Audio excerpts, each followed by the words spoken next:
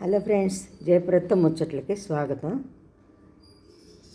కృష్ణానది ఒడ్డునండి ఆశ్రమంలో గోశాల కట్టారండి. గోనిలయమని ఇలా చక్కగా ఒక రూమ్ లాగా కట్టారు. చాలా బాగుంది. ఒక ఆవు దూడ ఉంటాయండి ఇక్కడ. పగలంతా బయటే ఉంటాయి, రాత్రిపూట అందులో పెడతారనమాట. రూమ్లు కట్టేస్తారు అక్కడ. రోజు వచ్చి అందరం పూజలు చేసుకునేవాళ్ళం. మా యోగా చేసుకునే ప్లేస్ పక్కనేనండి ఇది గోశాల కూడా. రోజు వచ్చేవాళ్ళం ఇక్కడికి. అసలు కన్నయ్య అనగానే మీదకి వచ్చేస్తుందండి ఈ దూడైతే, ఆవు దూడైతే. కన్నయ్య అంట దాని పేరు. అసలు ఎంత బాగుంటుందోనండి నది ఒడ్డున.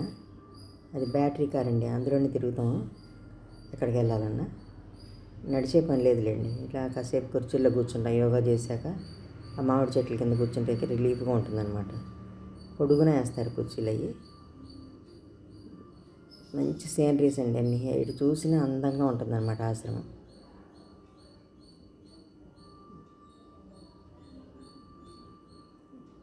ఇట్లా కార్లో వస్తామండి అందరూ. కన్నయ్య అనగానే వచ్చేసింది దగ్గరికి. అందులో తలపెట్టేసి బయటకు వచ్చేసింది.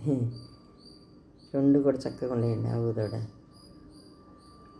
ఈ వీడియో కనుక మీకు నచ్చితే లైక్ చేయండి, షేర్ చేయండి, అలాగే సబ్స్క్రైబ్ చేయండి.